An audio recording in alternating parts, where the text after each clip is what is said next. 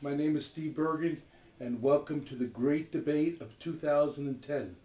In this debate on inclusive classroom, Larry Bird is going to be arguing the con, and Hulk Hogan is going to be arguing the pro. My name is Hulk Hogan, and I just turned 57 years old, and I've been very successful in wrestling with these issues, and I'm convinced that having all kids of all abilities together in a heterogeneous environment, including kids of all levels, is healthy for the future of this country. Everybody, my name is Larry Bird, and I believe that Hulk's arguments are wrong and that we should be tracking by ability, and I'm going to be presenting you reasons and statistics from several sources. Number one is the most fundamental thing about inclusion. Inclusion is a way of thinking. When I was young, I used to think that it didn't work, right? But I've wrestled with these issues for years and years, and I'm older and wiser than Mr. Bird. When you do real inclusion, you have people with disabilities, they have access to the same information. We don't expect the same results. We have different performance standards for different levels of students. Reason number two, and this is a little bit of the elephant in the room. When you have tracking, when you have homogeneous grouping, it exacerbates racial and class segregation. And those students most in need do not get exposed to quality education. It's that simple. Number three has to do with sending a message to the whole community. That probably is the most important thing. That we're sending a message to everybody in the community, parents, children, that everybody is valued and that every child has a unique and valuable contribution. One is obvious.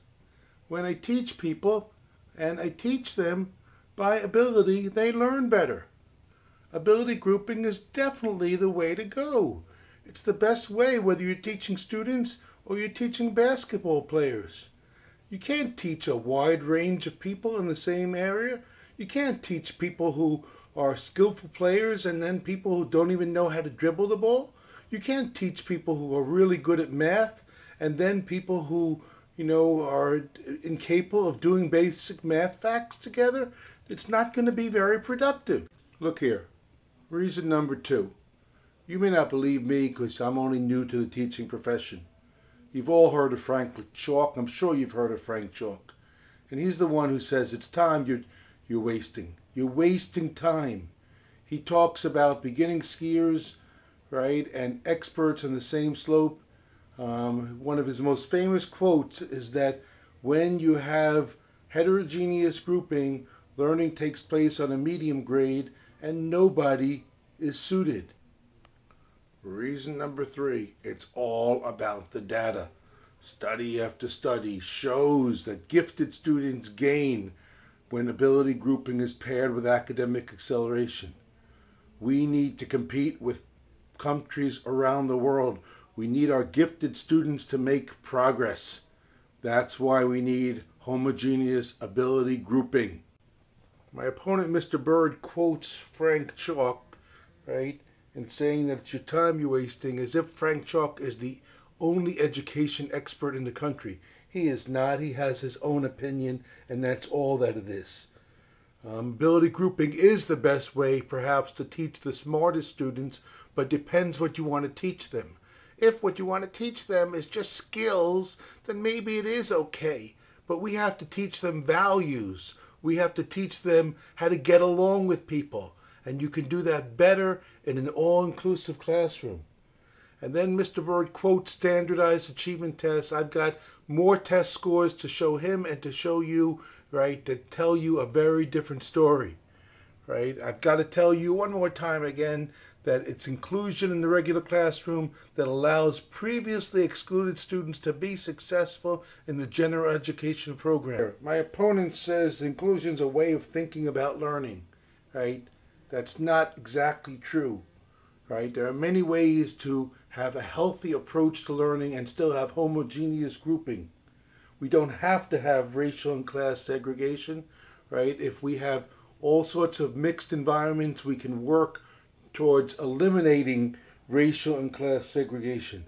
And we can send many messages of positive positive inclusion and support for everybody without reverting to having inclusive classrooms. Take a look at this if you would. When you put heterogeneous grouping to use, the class slows down. Research after research demonstrates this. The teacher will have to develop 2 lesson plans, one for advanced and one for low students. I am telling you, right, that Mr. Hogan's arguments are false. In closing, I would like to leave you with the P word. P for pragmatic, P for practical. Heterogeneous grouping is an ideal. My opponent, Mr. Hogan, is idealistic. Yes, he's older than me, but in some ways he's younger than me and he's more idealistic, and he just doesn't get it. It usually results in the low-end kids pulling down the high-end kids. It also is not pragmatic.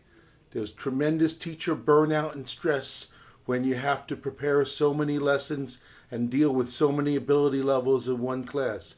It simply is not pragmatic.